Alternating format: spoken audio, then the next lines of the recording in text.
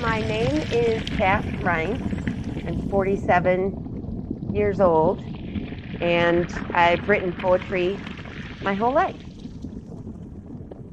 It started during a trip to the grocery store near my apartment. And I went during a prime shopping time, and all of the newer grocery carts that were easy to maneuver around the store were taken, leaving only these like old, big metal carts that just didn't fit in the grocery store. And they were like just cumbersome. And so I had to take a bigger cart, and I was not too happy about it. And then during my shopping, I was bumping into displays, bumping into people. And then I was checking out, and I thought, I can't wait to get rid of this grocery cart.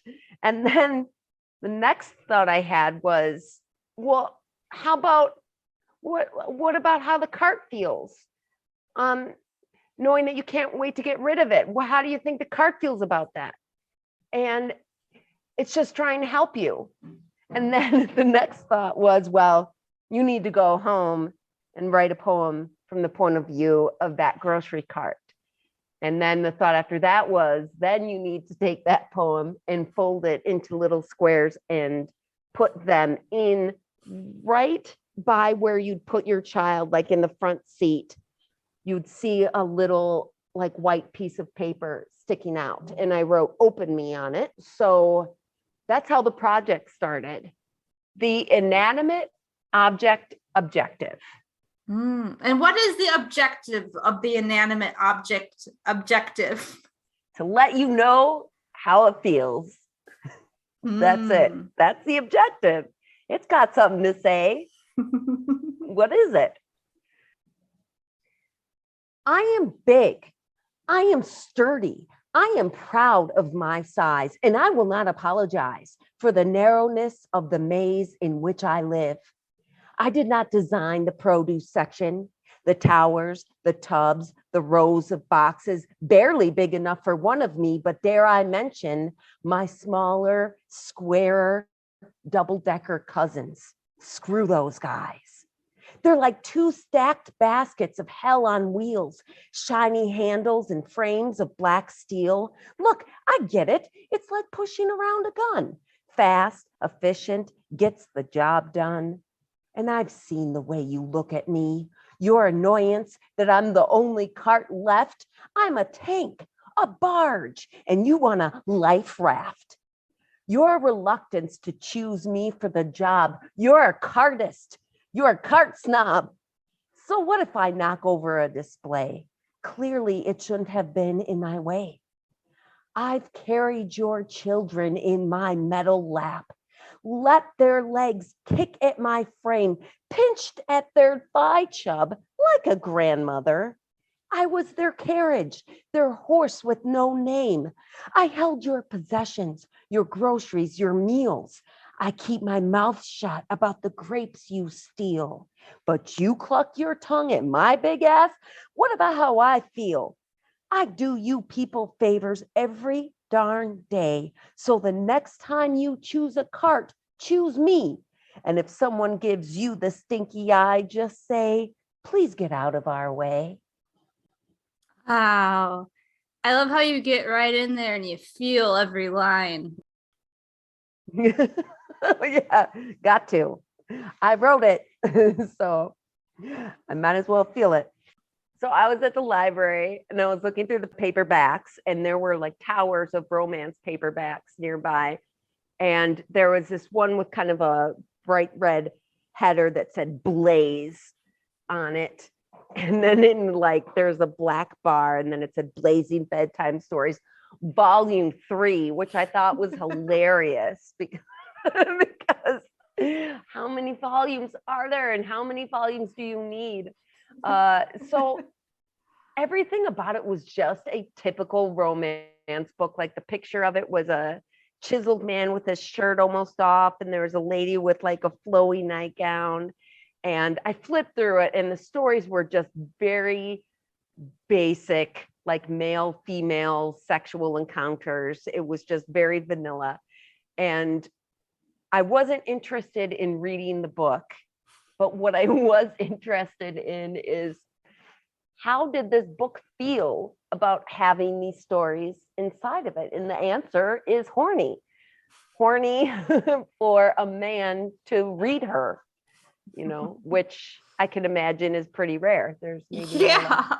checking those books out. And that's what she would really want. She would want some man hands to manhandle her.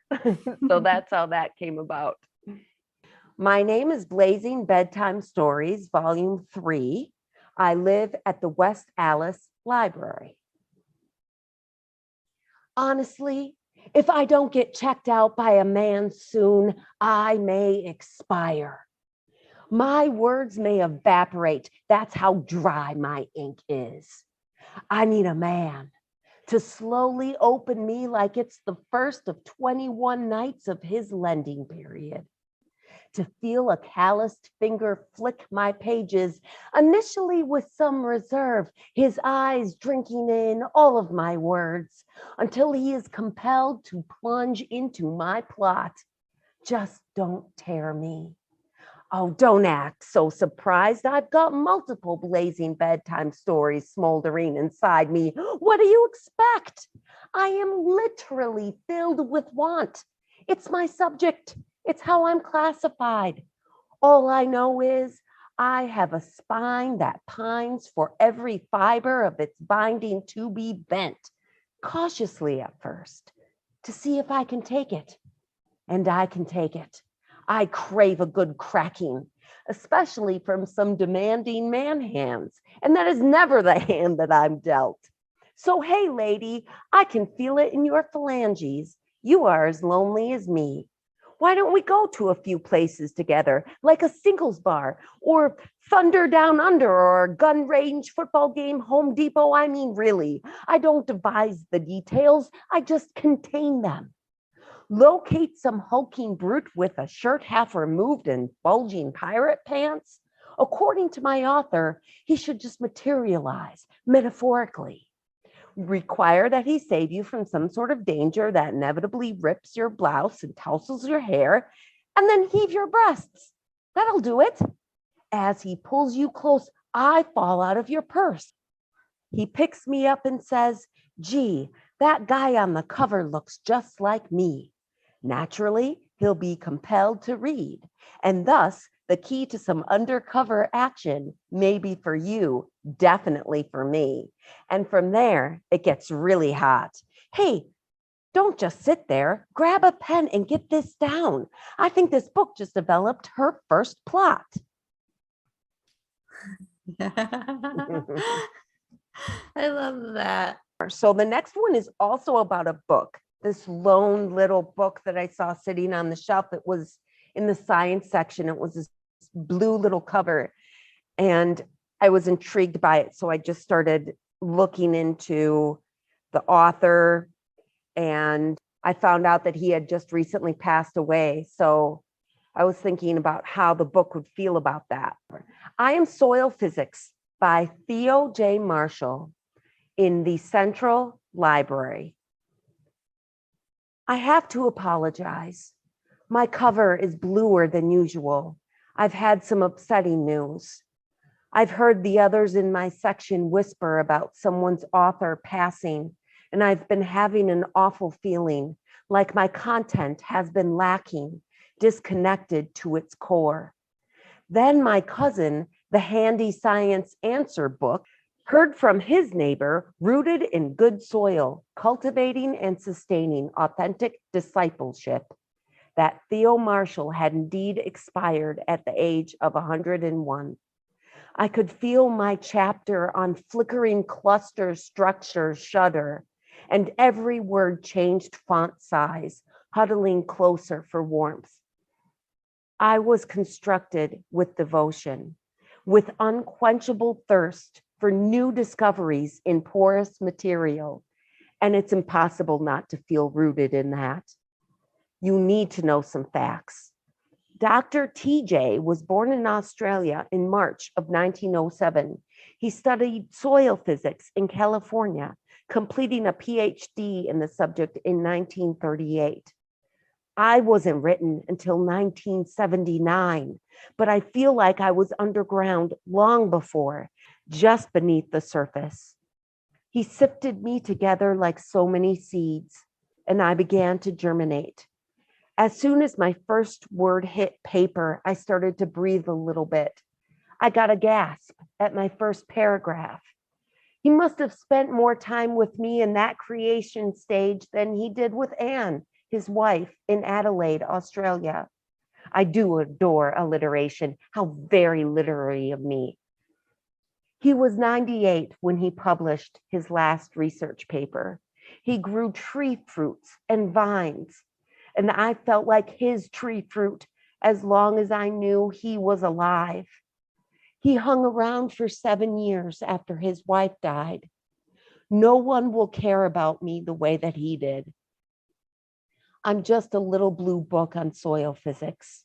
I haven't been checked out in over 10 years. Where have all the agronomists gone? So, were you a librarian at the time? I heard that you might have been a librarian. I was a circulation aide, Okay. which is different. So librarian, you have to take like college courses and stuff. So you have to go through a program, but circulation aid, I think you had to be a student. So I was in college at the time, and you just had to take a test through the city. And it was super fun. It was one of my most favorite jobs because just being around the books was awesome. And you had a bit of control because like you had to collect fines, and if there was like a bratty kid that came and like was checking out a bunch of books and they had stuff overdue, you could be like, no, you've had these 7 Goosebumps books out. They're way overdue. I can't let you check anything out. But it was also interesting to see if you could see people's histories of what they had checked out before. And it was just like, what were these people into? It was like discovering a big part of their personalities and likes and dislikes that you don't usually get to see. It's an open window to what people are into, and it's super fun. I bet. Yeah. And with a lot of regulars, like this woman, she had just a car packed with crap. It was a hoarder car. It was just packed to the gills with papers and stuff. And she would sit in the library all day and just print out more papers. Whoa. Stuff into her car. Yeah. I do actually remember maybe even as a kid going to the East Library and seeing this station wagon in the parking lot that was full of papers and candy wrappers. And yeah, it was like station wagon. Brown station wagon, stripes or whatever on the side. And she would just sit there and she had like this elaborate research that she was doing, and it just involved printing shit out all the time. I wonder what she was researching. Probably something I would crazy. love to know. Yeah. Oh my God. My name is Red Solo Cup, and I'm an alcoholic. My last drink was a few minutes ago, and I'll be picked up again anytime now. I started drinking in the 1970s. Seems I was invited to every party. Right away, everybody loved me with a passion and intensity that matched the bright hue that covers me. Every girl and every fellow clutched my red body, not blue or yellow, and wherever I was, a keg seemed to follow. I was a frat party fixture, taking in swilly beer or a deadly punch mixture. I boast an 18-ounce fill to accompany any toast, and I held all of it down.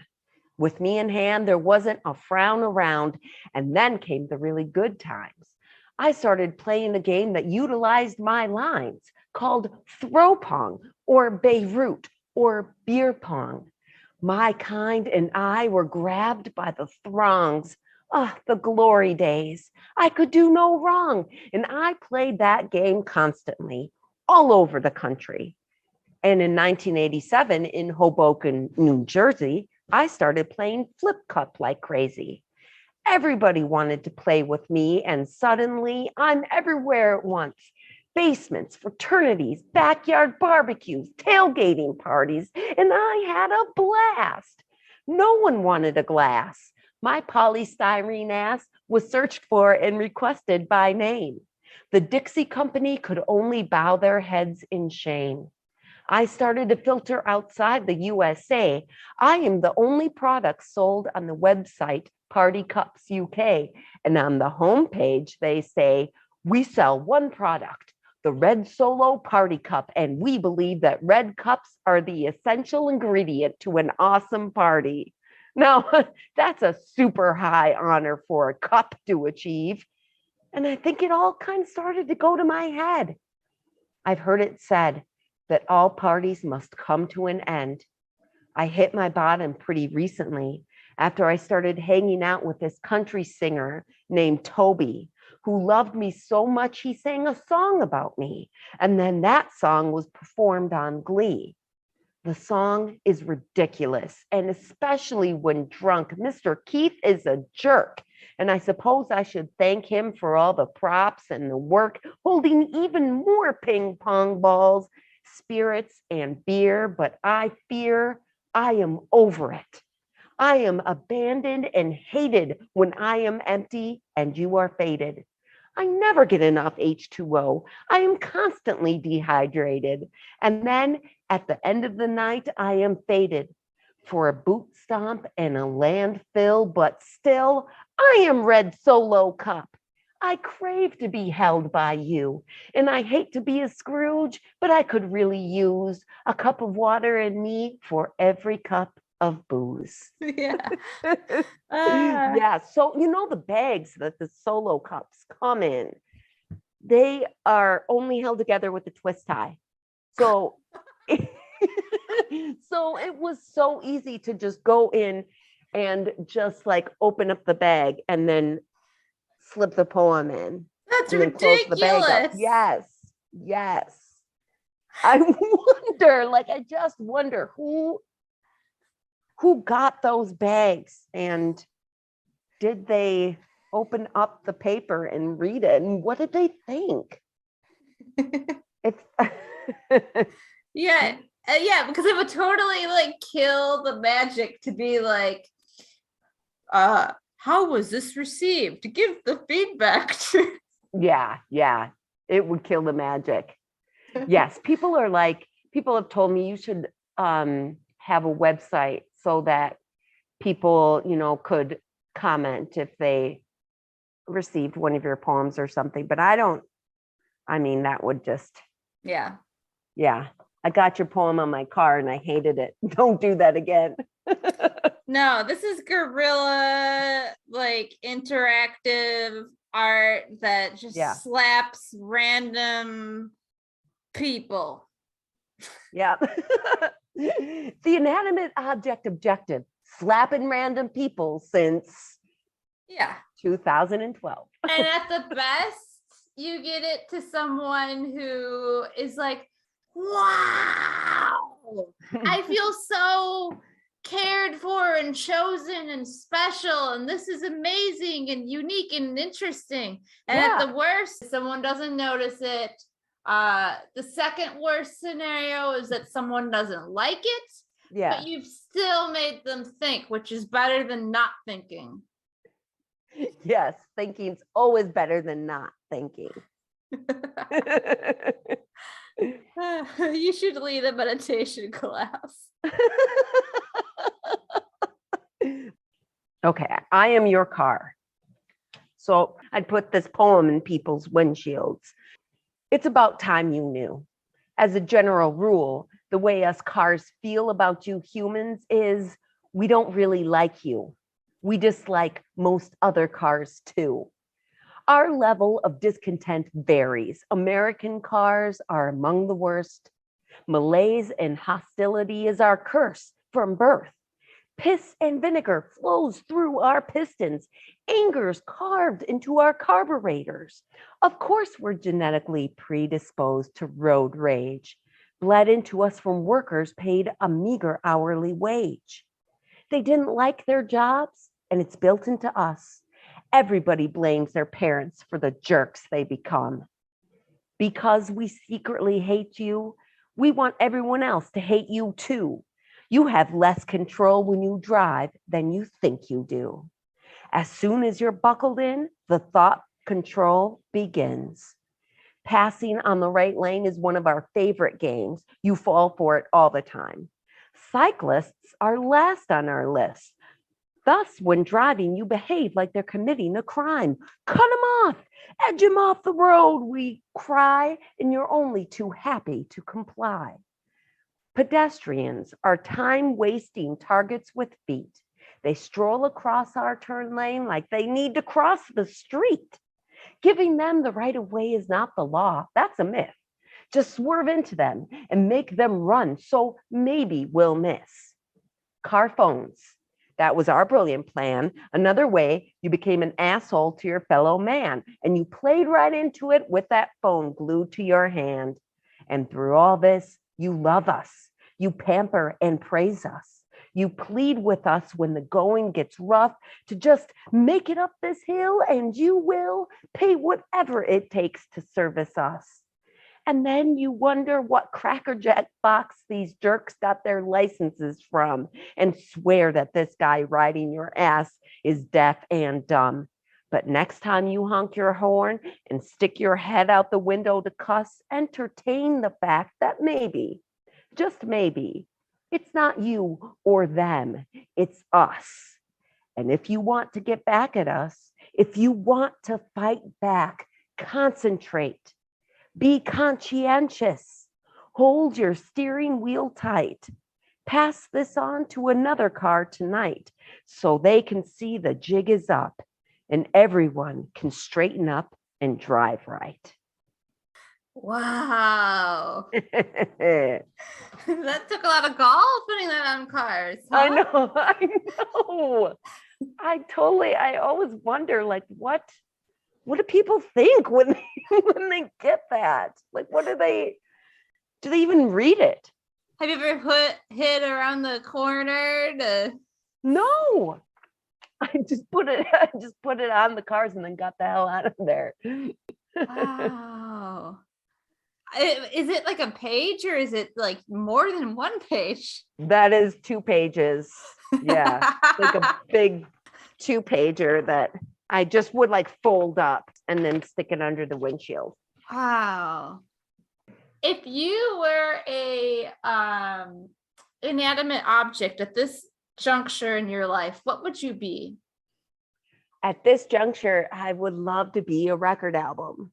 Like, I would love to be, because that's much like a book. It's something that holds and contains all of this creative energy inside of it. And it's this conduit, to get to the magic, you have to listen to the album, you have to open the book. So yeah, record album, and preferably a record album in the hands of a collector who takes good care of his albums and listens to them. That would be awesome. What album do you think you would be? I think that I would be some album that I don't know exists. Special, like music lovers. Yeah, deep cut that's like, that's buried, that all of a sudden you're at a party and someone's like, listen to this, and it's your favorite song, and it just cracks your head open. You're like, where? I gotta find that. When I was like a budding artistic young woman who thought deeply about everything, I saw this movie called Chungking Express from the director Wong Kar-wai.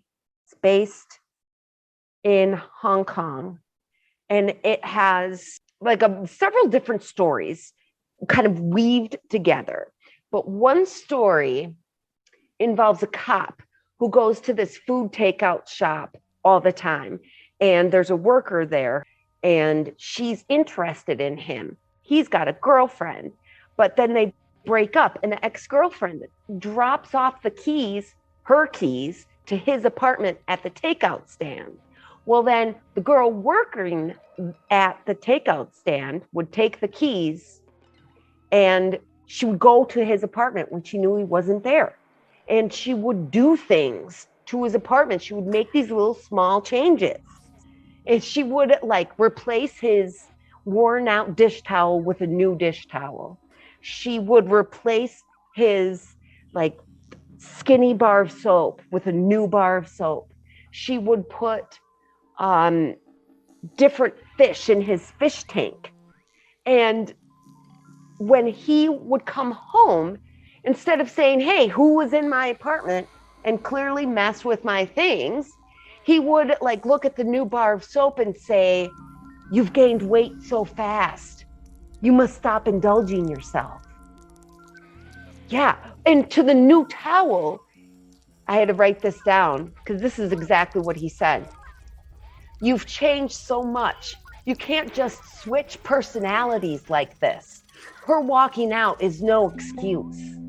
And then he sees that like he's doing his dishes, so he hangs up the dish towel and he sees the wet towel dripping and a voiceover says, it was such a relief when I saw it crying.